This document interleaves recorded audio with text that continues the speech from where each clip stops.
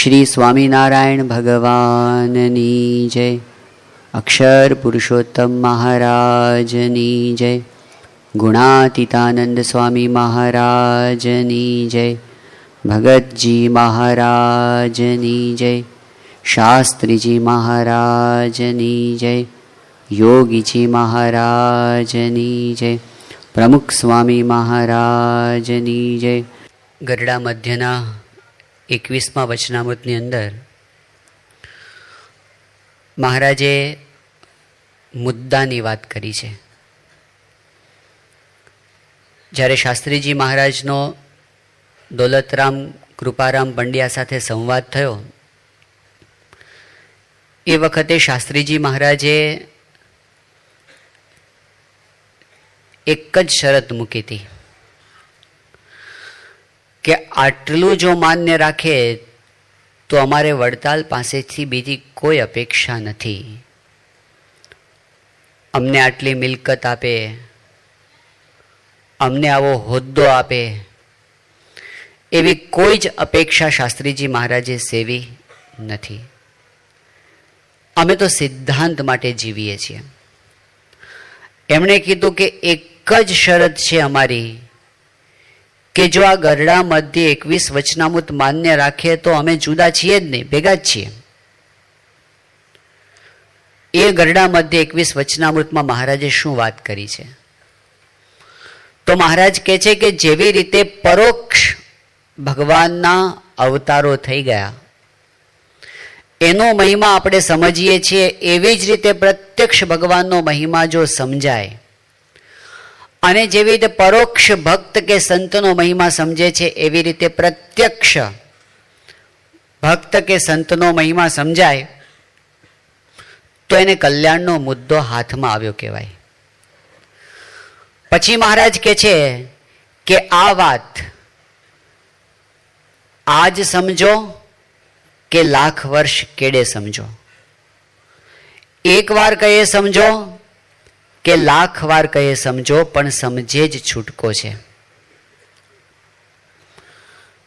આનો અર્થ એ થયો કે દુનિયાની અંદર હજારો, લાખો કે કરોડો કે અબજો જે લોકો ભગવાન ભજે છે એ બધાને એક દિવસ તો પ્રગટની વાતમાં આવવું જ પડશે. એ વિના છૂટકો નથી. આખી દુનિયાને, ઓબામાને એકવાર અહીં આવીને બેસવું પડશે અને આ પ્રગટ ભગવાન અને પ્રગટ ભક્તનો મહિમા સમજવો પડશે. એ વિના છૂટકો નથી. આવું ભગવાનના વચન છે, આપણા નથી.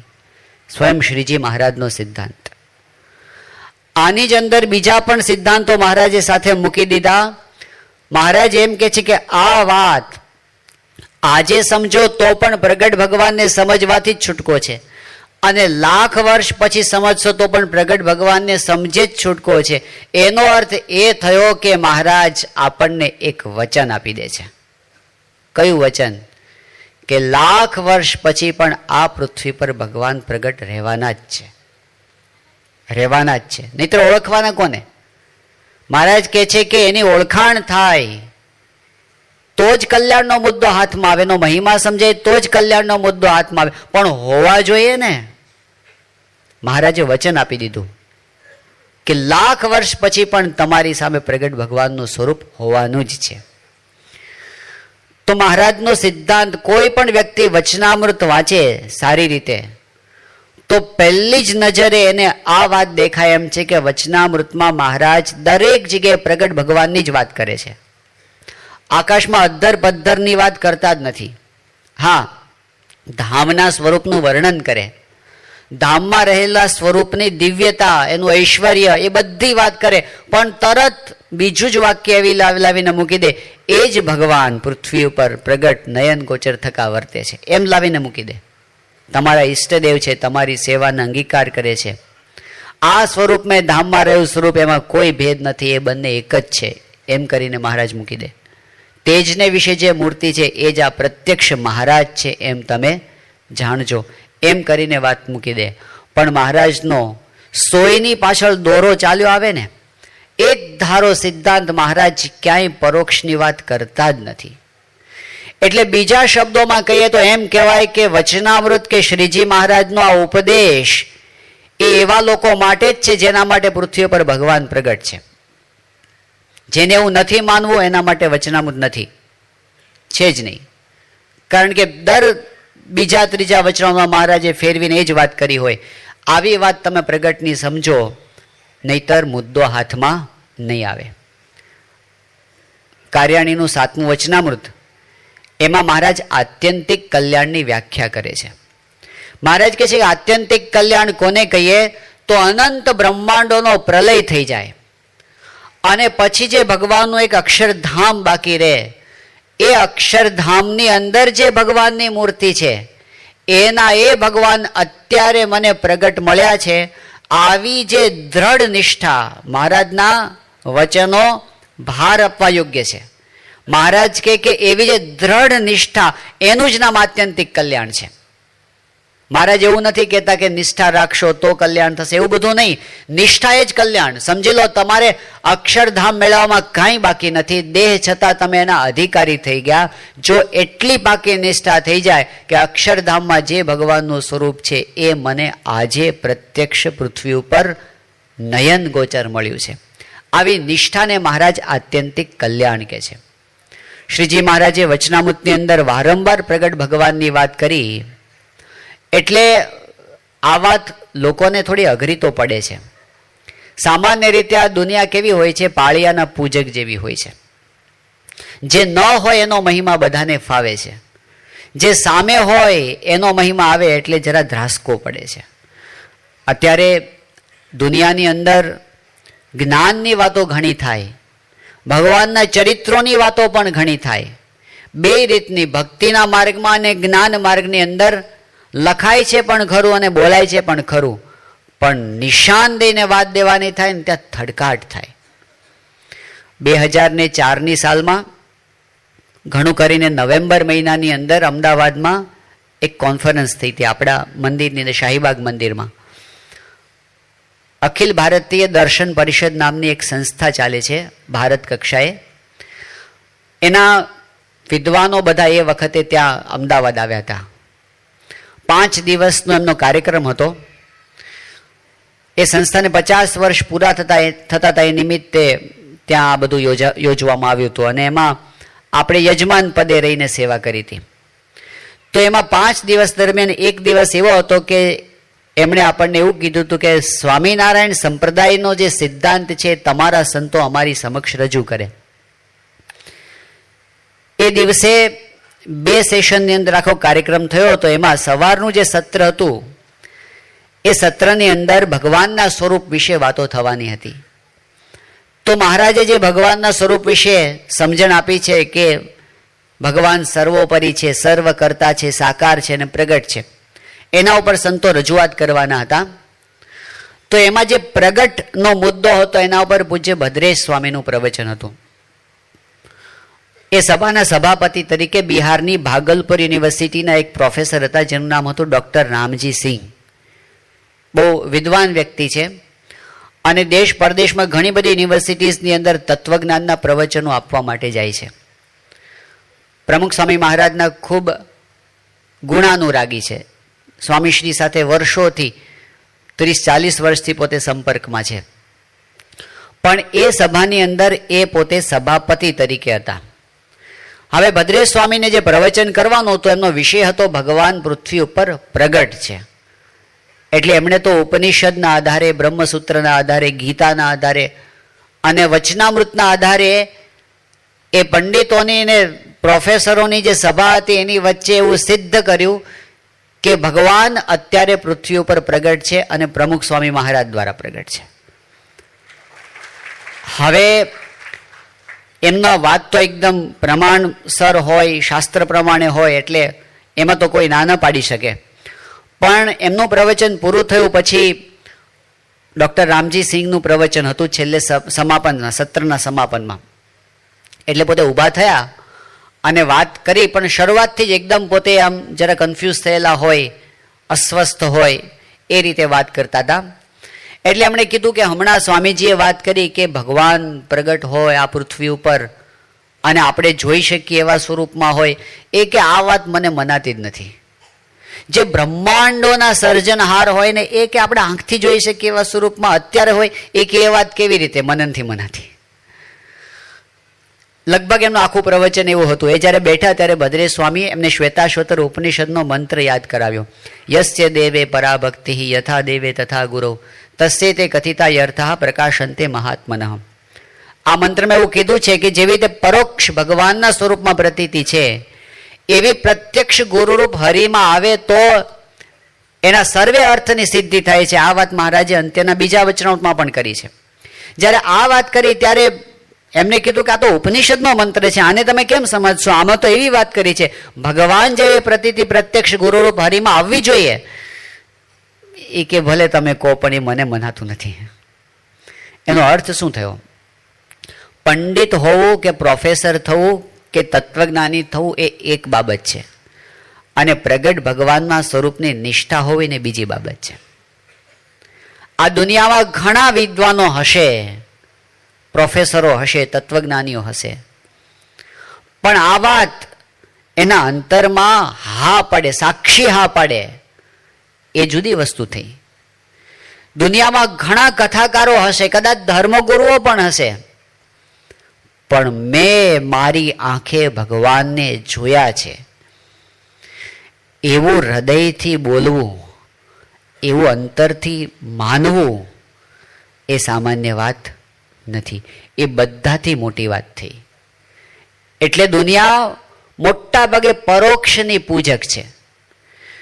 મોટા મોટા કથાકાર હોય ને કથાની અંદર બોલે સદગુરુ દેવની, તો બધા બોલે મોટેથી બોલે જય, પણ એમ બોલે કે પ્રમુખ સ્વામી મહારાજની તો હાર્ટ એટેક આવે. અરે આમ સામે બતાવેલા હોય એને કહેવાતો હશે આ તો વ્યક્તિ પૂજા થઈ ગઈ. સામેવાળા ભગવાન હોય ને નજર સમક્ષ, એને સ્વીકારવા ને નથી થતું. આગળ થઈ ગયા એની વાત કરે, આગળ થવાના છે એની રાહ જુએ. કોઈ કરે કહે હરી હો ગયે, અને કોઈ કહે હોવનહાર, નથી ઓળખાતા. એ ભગવાનની કૃપાથી આપણને ઓળખાય છે. તો વાત આપણે કરતા હતા, મહારાજે કીધું કે આટલી વાતમાં આત્યંતિક કલ્યાણ છે. નજર સમક્ષ ભગવાનનું સ્વરૂપ હોય એમાં પૂર્ણ નિષ્ઠા, અધૂરી પધૂરી નહીં, પૂર્ણ નિષ્ઠા જ્યારે થાય ત્યારે ભગવાનનો માર્ગ હાથમાં આવે, કલ્યાણનો મુદ્દો હાથમાં આવે. હવે આ વાતને ઘણા લોકો બીજી રીતે સમજતા હોય છે. પ્રગટને સ્વીકારવા ન હોય એટલે શું કરે? એ કહે કે હા બરાબર છે, પ્રગટ આપણે સમજવાના, પણ કેવી રીતે? અણુ અણુમાં બધે ભગવાન તો રહ્યા જ છે ને, સર્વત્ર છે ભગવાન, પ્રગટ જ કહેવાય ને. ક્યાં પરોક્ષ થયા કહો? બધે ભગવાન છે, ઝાડમાં, પાનમાં, પૃથ્વીમાં, રજકણમાં, બધે ભગવાન છે. તો ભગવાન પરોક્ષ છે જ ક્યાં? પ્રત્યક્ષ જ છે. એ પ્રગટ ભગવાનની વાત મહારાજ કરે છે. મહારાજ એ ભગવાનની વાત કરતા નથી. શ્રીજી મહારાજ હરતા ફરતા ભગવાનના સ્વરૂપની વાત કરે છે. મહારાજ પૃથ્વી પર ભગવાન અવતાર ધરીને આવે એની વાત કરે છે. પેલી વાત નથી કરતા, અંતર્યામી સ્વરૂપની વાત. એ તો છે જ અન્વય પણ અણુમાં વ્યાપક, પણ મહારાજ પંચાળાના ચોથા વચનામાં કહે છે એમ તો સૂર્યમાં પણ ભગવાન છે, એમ તો અગ્નિમાં પણ ભગવાન છે. મહારાજ કે એનાથી કોઈને કલ્યાણની પ્રતીતિ આવતી નથી. જે મનુષ્ય રૂપ હરતા ફરતા ભગવાન હોય એના થકી જ કલ્યાણની પ્રતીતિ આવે. આચાર્ય સ્વામી અમારે ત્યાં નવસારીની અંદર છે, એ સારી વાત કરે છે. એક માણસ ડૂબતો હતો તળાવમાં, તે હાથમાં ટ્યુબ આવી ગઈ ક્યાંકથી, હવા ભરેલી, બચી ગયો. તો હજી એ બહાર આવવા માટે મથતો તો એ વખતે કોક ડાયા માણસે એને કીધું કે તું એ ટ્યુબ મૂકી દે, હું તને 1 લાખ રૂપિયા આપું. પેલો કે ના મુકાય. એ કે આ ટ્યુબની શું કિંમત? 200 રૂપિયાની આવે છે આ ટ્યુબ. એ કે ભલે ને, પણ અત્યારે ના મુકાય. પણ છે શું એ ટ્યુબમાં એવું? એ કે એમાં હવા છે. કે હવા તો હાવ મફતમાં મળે છે, ભલા માણસ હવાની શું કિંમત? જો હવા કેટલી બધી છે હવામાં, આકાશમાં હવા કેટલી બધી છે. અરે તારા શરીરમાં કેટલી બધી હવા છે. અરે પાણીની અંદર હવા છે, H2O છે, બધે હવા છે. તો હવા માટે શું? એ કે બધે ભલે હવા હોય, પણ આમાં તો ઠાંસી ઠાંસીને હવા જ ભરી છે. આને પકડી શકાય એવા સ્વરૂપમાં હવા છે. એમ આચાર્ય સ્વામી કે કોઈ એમ કે ભગવાન તો બધે જ છે, અણુ અણુમાં, તો કેમ તમે એક સ્વરૂપને પકડો છો? ભાઈ બધે ભગવાન છે, વાત સાચી, પણ આમાં પ્રમુખ સ્વામી મહારાજમાં ઠાસી ઠાસીને ભગવાન છે અને પકડી શકાય એવા સ્વરૂપમાં છે. આમ પેલા હાથમાં બચકા ભરો નથી આવતું. મહારાજ કે આકાશને 100 વર્ષ સુધી ચાટે ખારો ખાટો સ્વાદ નથી આવતો. એવી રીતે ભગવાનની મૂર્તિની ઉપાસના ને ધ્યાન વિના આત્મા કે પરમાત્માનો કોઈ વિચાર ઠરતો નથી. તો એક તો એ અણુ અણુમાં રહેલા ભગવાનના સ્વરૂપની વાત નથી, મનુષ્યરૂપ ભગવાનના સ્વરૂપની વાત છે. તો કોઈ એમ કે ચલો કઈ વાંધો નહીં, અણુ અણુની વાત છોડી દો, મૂર્તિમાં તો ભગવાન પ્રત્યક્ષ જ છે ને, એ તો આપણે પકડી શકીએ છીએ, આપણી સામે જ છે. એને પ્રગટ ભગવાન ના કહેવાય, પ્રગટને આંખથી જોઈ શકે એટલે પ્રગટ કહેવાય, પ્રત્યક્ષ કહેવાય. તો મૂર્તિઓમાં ભગવાન પ્રત્યક્ષ નહીં? આવો પ્રશ્ન ગુણાતીતાનંદ સ્વામીને પૂછ્યો ત્યારે ગુણાતીતાનંદ સ્વામીએ વડતાલના 12મા વચનામૃતની વાત કરી કે વડતાલના 12મા વચનામૃતની અંદર મહારાજે ભગવાનના પ્રત્યક્ષ સ્વરૂપને સેવવાની રીત બતાવી છે. અને એમાં એવું કીધું છે કે જે પ્રત્યક્ષ ભગવાનનું સ્વરૂપ હોય એની અંદર આપણને જો દિવ્ય ભાવ રહે તો આપણી વૃદ્ધિ થાય અને પૂર્ણિમાના ચંદ્રમાં જેવા આપણે થઈ જઈએ. અને જો પ્રત્યક્ષ ભગવાનના સ્વરૂપમાં મનુષ્ય ભાવ આવે તો ઘટતા ઘટતા અમાવાસ્યાના ચંદ્રમાં જેવા થઈ જઈએ. તો મહારાજ એમાં કહે છે, ગુણાતીતાનંદ સ્વામી કે મૂર્તિઓ શું ચરિત્ર કરે તેમાં મનુષ્ય ભાવ આવે? એ કોઈ દિવસ પક્ષપાત ન કરે, એ કોઈ દિવસ આપણો તિરસ્કારે ન કરે, ઉપેક્ષા ન કરે, કોઈ દિવસ કોકને બોલાવે ને કોકને ન બોલાવે એવું મૂર્તિઓ કોઈ દિવસ ન કરે. અને એટલે એમાં શું મનુષ્ય ભાવ આવવાનો? જે હરતા ફરતા ભગવાનના એખંડ ધારક સંત હોય ને એને જ પ્રગટ કહેવામાં આવે છે, પ્રત્યક્ષ કહેવામાં આવે છે. તો કોઈ કે ચલો એ વાત બરાબર, હરતા ફરતા હોવા જોઈએ અને મનુષ્ય સ્વરૂપે પણ હોવા જોઈએ, પણ આ આચાર્ય મહારાજ છે તો ભગવાનનું પ્રત્યક્ષ સ્વરૂપ કહેવાય, એ તો ભગવાનનો વંશ કહેવાય, બરાબર ને? આચાર્ય પરંપરા આખી ચાલે છે, એને પ્રત્યક્ષ ભગવાનનું સ્વરૂપ કહેવાય ને. પણ મહારાજે જ્યાં જ્યાં વચનામૃતની અંદર ભગવાનના પ્રત્યક્ષ સ્વરૂપની વાત કરીને ત્યાં બધે લક્ષણો મૂક્યા છે. કોઈ જગ્યાએ મહારાજે વંશ ન મૂક્યો, લક્ષણ મૂક્યા છે. અને એટલે આખી આપણી ગુરુ પરંપરા તમે જુઓ, તેજસ્વીતા એમની જે દેખાય છે વંશના આધારે નથી, એમના ગુણોના આધારે છે. પરોક્ષની અંદર પણ આપણે જોઈએ છીએ કે રામચંદ્ર ભગવાન હતા, એમના પુત્ર કોણ હતા? લવ અને કુશ. પણ છતાંય ભગવાનના પુત્રની ભગવાન સાથે પૂજા નથી કરતા. હનુમાનજી તો આખી જ્ઞાતિ જ જુદી હતી, છતાં પણ રામચંદ્રજીની સાથે હનુમાનજીને પૂજે છે. બોલો, બરાબર ને? ભગવાનના સંત છે એ ભગવાનનું સ્વરૂપ થાય છે, દીકરા નહીં. કૃષ્ણ ભગવાનના દીકરા ઘણા હતા, 16,108 રાણી હતી. એક એક રાણીને 10-10 દીકરા ને એક દીકરી હતી, ગણજો શાંતિથી પછી. પણ હવે એમાંથી કોણ ભગવાનનું સ્વરૂપ તરીકે એકેય ન આવ્યા, એકેય ન ગણવામાં આવ્યા. પણ ઉદ્ધવજી એવા સંત કહેવાયા, એ ડાયરેક્ટ એમના દીકરા નથી કઈ. અને એમના જે દીકરા હતા એમણે તો યાદવા સ્થળી કરી, દારૂ પીને અંદર લડ્યા અને મરી ગયા. લો, ભગવાનના દીકરા હતા ને ડાયરેક્ટ.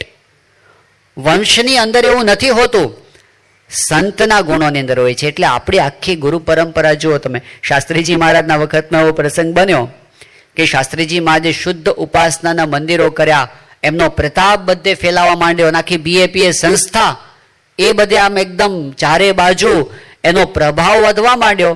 એ વખતે શાસ્ત્રીજી મહારાજના સગ્ગા ભત્રીજા સાધુ થવા માટે આવ્યા હતા. શ્રી કૃષ્ણદાસ એમનું નામ પડ્યું હતું, સાધુ થયા હતા. હવે એમને સાધુ થવાનો હેતુ શું હતો? એમના મનમાં એવી ઊંડે ઊંડે ઈચ્છા હતી. એમને શું હતું કે શાસ્ત્રીજી મહારાજનો હું ભત્રીજો થાઉં. બરાબર?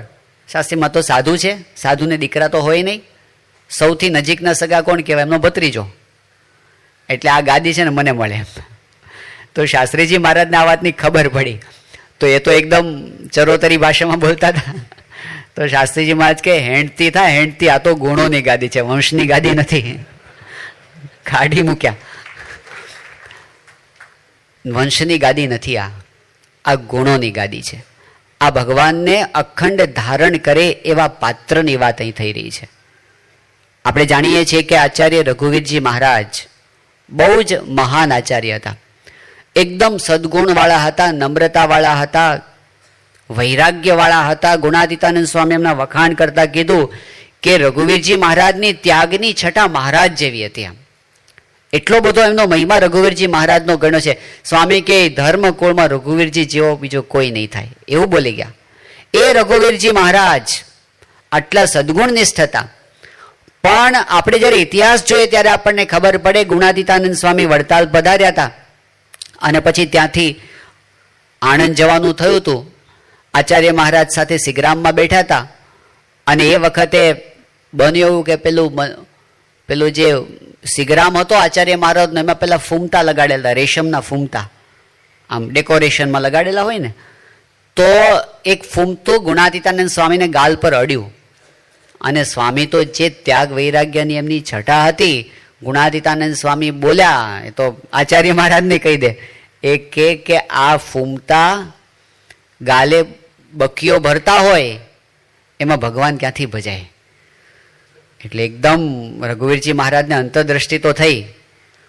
એક પ્રસંગે સ્વામી પેલો પેંડો લેવાની ના પાડી દીધી કે 500 પરમહંસો ગળું ચાલે છે, ઝેર છે ખાઈસમાં. એટલે રઘુવીરજી મહારાજ કેવા હતા? સિદ્ધાંતમાં માનતા હતા, ખોટા અહંકારમાં નહોતા માનતા. એ સમજતા હતા કે હું આચાર્ય છું પણ મોક્ષ મારા હાથમાં નથી, મારું કલ્યાણ પણ આ ગુણાતીતાનંદ સ્વામી કરશે એવું હતું.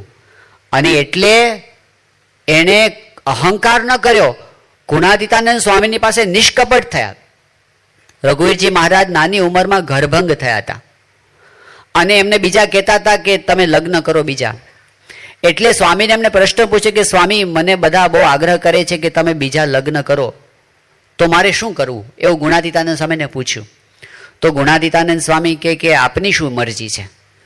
એટલે રઘુવીરજી મહારાજે કીધું કે સ્વામી મને આમ તો મારી ઈચ્છા નથી પણ અંતરમાં સંકલ્પો તો મને થયા કરે છે.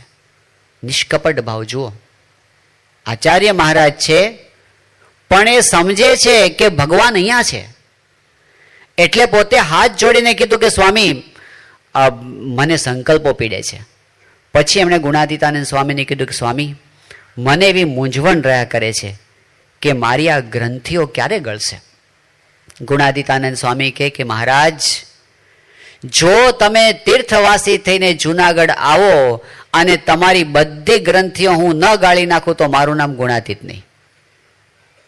વચન આપ્યું, ગુણાતીત કરવાનું વચન ગુણાતીત સિવાય કોઈ ના આપી શકે. ગ્રંથિઓ ગાળવાનું વચન.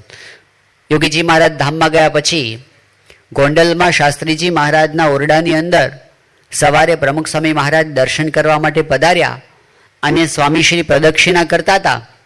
એ વખતે મુંબઈના કોઠારી ભક્તિપ્રિયદાસ સ્વામી ત્યાં ઊભા હતા. એમણે સ્વામીને હાથ જોડીને કીધું કે સ્વામી યોગીજી મહારાજે અમને જ્યારે સાધુ બનાવ્યા ત્યારે એવું વચન આપ્યું હતું કે તમને એકાંતિક ધર્મ સિદ્ધ કરાવશું અને યોગીજી મહારાજ તો ધામમાં ગયા તો અમારું શું થશે? એ વખતે સ્વામીએ શાસ્ત્રીજી મહારાજના ચરણમાંથી એક પુષ્પ લીધું અને કોઠારી સ્વામીના હાથમાં આપ્યું અને કીધું જાઓ, એ સંકલ્પ એ વચન અમે પૂરું કરશું. કોણ આપી શકે આવું વચન? ગુણાતીત કરવાનું વચન. આજે દુનિયામાં હોય સારા સંતો પણ હોય, સારા ધર્મગુરુ પણ હોય, સરસ કથા કરે, લાખ માણસને રંજન પણ કરી દે, પણ એક જણના અંતરમાંથી ગ્રંથિઓ ગાળવી, એક માણસના અંતરમાંથી, એ ગુણાતીત કરી શકે, એ બીજા કોઈથી ના થાય. તો ગુણાતીતાનંદ સ્વામીએ વચન આપ્યું કે તમે તીર્થવાસી થઈને જુનાગઢ આવો તો હું ગાળી નાખું. અને રઘુવીરજી મહારાજ ગયા, તીર્થવાસી થઈને ગયા. ભગવત પ્રસાદજી મહારાજને સોંપ્યો વ્યવહાર અને ત્યાં આચાર્યનો ઠાઠમાઠ મૂકીને ગયા. એકદમ ભક્ત જેવી રીતે સમાગમ કરવા જતા હોય એવી રીતે, અને એકદમ સાદાઈથી. આપણે બધી વાતો જાણીએ છીએ કે 4 મહિના સુધી ત્યાં આગળ રોકાયા. એ દરમિયાન એમને એમ કે સ્વામીનો સમાગમ એવી રીતે કરવો છે ને 1 સેકન્ડ પણ બગાડવી નથી. સવારના પોરમાં મંગળા પહેલા તૈયાર થઈ ગયા હોય, મંગળા પછી તરત કથા ચાલુ થાય. તો શું કરે રઘુવીરજી મહારાજ? મંગળા પછી તરત પેલો ચૂલો પ્રગટાવ્યો હોય એની ઉપર જે કંઈ વાસણ ચડાવ્યું હોય એની અંદર ખીચડી નાખી દે અને શાક જુદું ક્યાં કરવું, રીંગણા બે અંદર જ નાખી દે અને કરી દે બંધ અને જાય સ્વામીનો સમાગમ કરવા માટે. છેક રાજભોગ આરતીએ પાછા આવે ત્યાં સુધી ખીચડી ને રીંગણા બે ચડી ગયા હોય અને ખાઈ લે ભેગા કરીને. આચાર્ય મહારાજની ખીચડી જે આચાર્ય ખીચડી થઈ પછી સ્વામિનારાયણ ખીચડી તરીકે ત્યારથી પ્રસિદ્ધ થયું છે. પછી તો એમાં ઘણા બધા સંસ્કારો ભળ્યા, પણ શરૂઆત એ રઘુવીરજી મહારાજે કરી હતી.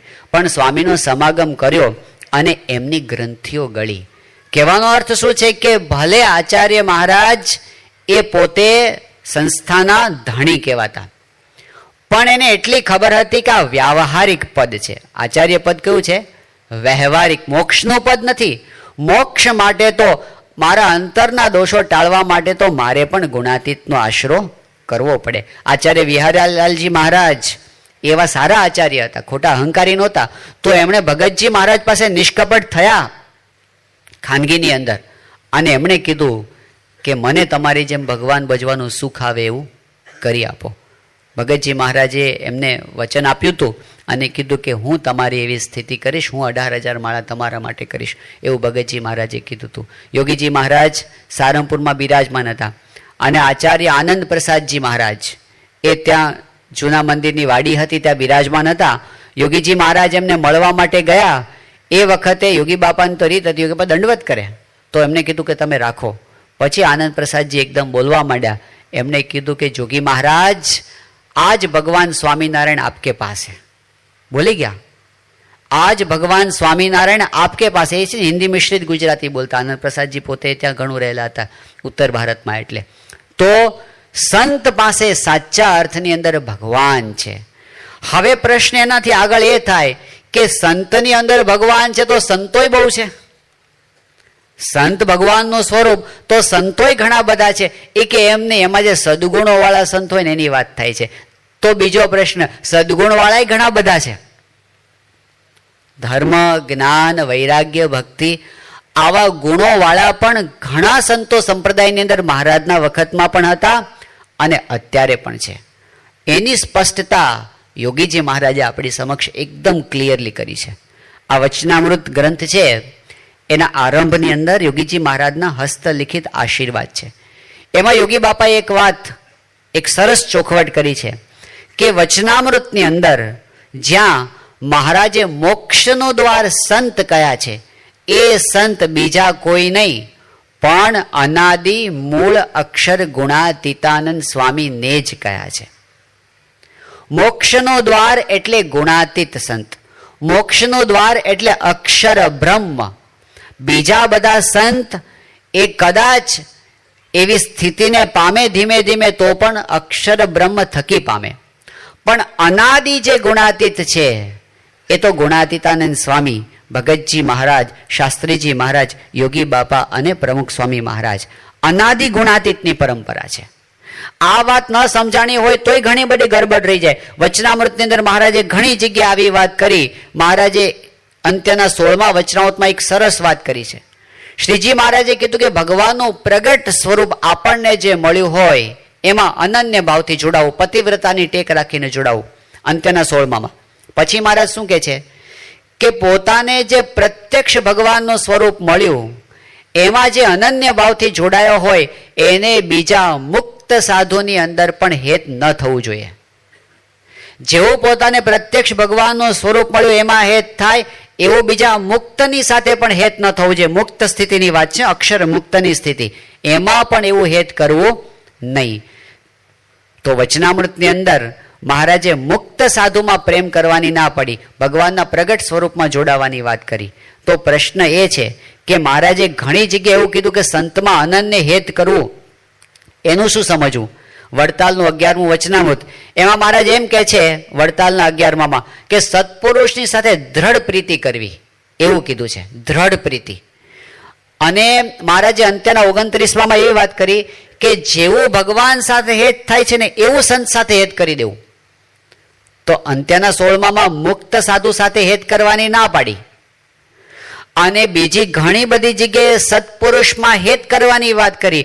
તો જે સત્પુરુષમાં હેત કરવાની વાત કરી એ મુક્ત તો નથી, એ મુક્તથી પર છે. તો મુક્તથી પર કોણ હોય? અક્ષર મુક્તથી પર કોણ હોય? બે જ તત્વ છે, કાં તો શ્રીજી મહારાજ છે ને કાં તો અક્ષર બ્રહ્મ છે. જે સત્પુરુષમાં અનન્ય પ્રીતિ કરવાની વાત કરી એ અક્ષર બ્રહ્મ સંતની વાત કરી છે, બીજા સંતની વાત નથી કરી. એ અનાદિ ગુણાતીતની પરંપરાની વાત છે. ગુણાતીતાનંદ સ્વામી જુનાગઢમાં હતા અને સ્વામી બોલ્યા કે તમારા બધાના દેહ 5-10 વર્ષમાં પડી જશે, પણ હું જવાનો નથી, હું સદાય રહેવાનો છું. ગુણાતીતાનંદ સ્વામી કે હું ચિરંજીવી છું. એટલે ચિરંજીવી પણ આ સંપ્રદાયની અંદર જે છે એ અક્ષર બ્રહ્મનું છે, એક અખંડ પૃથ્વી ઉપર રહે છે. યોગીજી મહારાજે આ વાતની સ્પષ્ટતા ઘણી જગ્યાએ કરી છે. ત્યાં યોગી બાપા એક વખત પ્રથમનું 37મું વચનામૃત વંચાવતા હતા બોચાસણની અંદર, અને એનું નિરૂપણ કરતા હતા.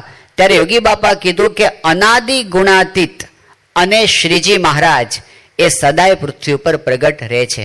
ગુણાતીતનો વંશ જતો નથી. યોગી બાપા કે હમણાં પણ છે અને ભવિષ્યની અંદર પણ રહેશે. એવી જ રીતે એક વખત સયાજીપુરામાં યોગી બાપા હતા અને યોગી બાપા કે ગુણાતીત જતા રહ્યા? જતા જ નથી, એ તો છે અને છે જ. પછી બોલા કે એ ગુણાતીત પૃથ્વી ઉપર પ્રગટ છે, એટલા માટે જ આપણે શાસ્ત્રીજી મહારાજને પ્રગટ બ્રહ્મ સ્વરૂપ કહીએ છીએ. આપણને જે સત્પુરુષની પરંપરા મળી છે એની વિશેષતા શું છે? એ અક્ષર બ્રહ્મ તત્વ છે. પ્રમુખ સ્વામી મહારાજ એક વખત 1984ની સાલમાં ત્યાં અમેરિકાના વિચરણમાં હતા અને એ વખતે સ્વામીશ્રી ડાયર્સબર્ગ નામના શહેરમાં પધાર્યા. આ પ્રસંગ આપણે બધા યાદ રાખવા જેવો છે, નામ સાથે યાદ રાખવા જેવો છે, આપણી દ્રઢતા માટે અને કદાચ જરૂર પડે તો કોઈની સમજૂતી માટે. ફરી વખત બોલું છું, 1984ની સાલમાં પ્રમુખ સ્વામી મહારાજ અમેરિકામાં હતા અને ડાયર્સબર્ગ નામના શહેરમાં પધરામણીમાં હતા. ટેનેસી સ્ટેટનું આ શહેર છે ડાયર્સબર્ગ. હવે એ દરમિયાન એક હરિભક્તની મોટેલમાં પધરામણી કરવાની થઈ. એ હરિભક્ત નામ હતું ચિતુભાઈ. દક્ષિણ ગુજરાતના વતની હતા, સેવણી ગામના ચિતુભાઈ. એની ઘરે સ્વામીશ્રી પધારેલા અને પધરામણીની વિધિ ચાલતી હતી. એ વખતે એમના પડોશી ત્યાં દર્શન કરવા માટે આવ્યા હતા, એ પણ ગુજરાતી હતા. એટલે સ્વામી બાપાએ એમને પરિચય પૂછ્યો. એટલે પેલા જે ભાવિક આવ્યા હતા એમણે પોતાનો પરિચય આપ્યો કે મારું નામ ઇન્દ્રસિંહ છે અને હું લીંબડી ગામનો વતની છું અને 6 મહિના પહેલાં જ હું અહીંયા ભારતથી આવ્યો છું અમેરિકા. પછી એમણે કીધું કે સ્વામી અમેરિકા આવતા પહેલાં હું ગુજરાતના બધા તીર્થધામોના દર્શન કરવા ગયો હતો, દ્વારકા ને સોમનાથ ને બધા. એ વખતે હું ગોંડલ પણ ગયો હતો અને એ વખતે મેં ગોંડલની અંદર અક્ષરદેરીના પણ દર્શન કરેલા છે. અક્ષરદેરીની વાત આવે ને એટલે પ્રમુખ સ્વામી મહારાજ એકદમ ભાવમાં આવી ગયા. સ્વામી કે તમે જે અક્ષરદેરીના દર્શન કરીને આવ્યા છો ને એ જ અક્ષર, એ જ ગુણાતીતાનંદ સ્વામી અત્યારે તમારી સાથે વાતો કરે છે. ખાલી આકાર બદલાય. સ્વામીશ્રી 95ની સાલમાં ત્યાં નાઇરોબીમાં બિરાજમાન હતા અને બપોરના સ્વામીશ્રી આરામમાં જતા હતા તો લાઇટ બંધ થઈ ગઈ રૂમમાં. ત્યારે વિવેકસાગર સ્વામી એક હરિભક્તને લઈને આવ્યા. આફ્રિકાના હરિભક્તો જ્ઞાની બહુ છે બધા. તો નવનીતભાઈ નામના હરિભક્તને લઈને આવ્યા અને વિવેકસાગર સ્વામી કે બાપા નવનીતભાઈને કંઈ પ્રશ્ન છે. સ્વામી કે શું પ્રશ્ન છે? તો એમણે કીધું કે સ્વામી આ શ્રીજી મહારાજ પૃથ્વી પર પ્રગટ છે એ મુક્ત દ્વારા પ્રગટ છે કે અક્ષર બ્રહ્મ દ્વારા પ્રગટ છે? તો સ્વામી કે કેમ તમે જ્ઞાની થઈને ભૂલા પડ્યા? તમે તો કીર્તનો બહુ બનાવો છો ને. પછી સ્વામીએ કીધું કે મહારાજ એ અક્ષર બ્રહ્મ દ્વારા જ પૃથ્વી ઉપર પ્રગટ છે. જે સત્પુરુષની પરંપરા આપણને મળી એ અનાદિ અક્ષર બ્રહ્મની પરંપરા છે. એટલે યોગી બાપાએ એક વખત એવી વાત કરી, યોગી બાપા કે સત્પુરુષનો ભેદ અનાદિનો છે. અનાદિનો એટલે કોઈનો કરેલો નહીં, પહેલેથી જ હોય. અનાદિના ભેદ 5 થયા: જીવ, ઈશ્વર, માયા, બ્રહ્મ અને પરબ્રહ્મ. આ 5 અનાદિના ભેદ છે. તો એની અંદર સત્પુરુષને શેમાં સમજવાના? અનાદિનો ભેદ છે એ જીવોમાં તો નથી, ઈશ્વરો અનંત છે એમાંય નથી. તો પછી શેમાં છે? કાં તો એ બ્રહ્મ છે ને કાં તો એ પરબ્રહ્મ છે. પરબ્રહ્મ તો નથી, પરમ તો શ્રીજી મહારાજ એક જ છે. તો સત્પુરુષ અનાદિથી સત્પુરુષ છે, કોઈના બનાવેલા થયા નથી. યોગી બાપા પાસે એકવાર એક હરિભક્તે વાત કરી કે શાસ્ત્રીજી મહારાજ પાસે વાત કરી. શાસ્ત્રીજી મહારાજને કહે કે સ્વામી, આ જોગી મહારાજ છે ને બધાની બહુ ખેંચ રહે છે, બધા એમ કહે છે કે એ તો ગોંડલમાં ને ગોંડલમાં જ હરિભક્તો એમને રોકી રાખે છે, તો આ ગુજરાતના હરિભક્તોને કે મુંબઈના હરિભક્તોને એમનો લાભ નથી મળતો, તો એવું કરો ને કે 2-3 જોગી બનાવી દો ને.